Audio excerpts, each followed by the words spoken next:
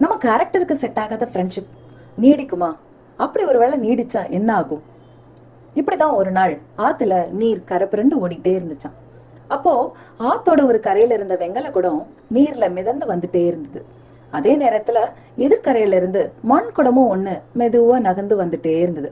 இந்த ரெண்டு குடமும் பக்கம் பக்கமா வந்த போது அந்த வெங்கல குடம் மண் குடத்தை பார்த்து கேட்டுதான், ஏ குடமே, நம்ம ரெண்டு பேரும் நண்பர்களா இருப்போமா? ரெண்டு பேரும் கை கோர்த்துட்டு உல்லாசமா நடந்து போவோமா அப்படின்னு கேட்டது.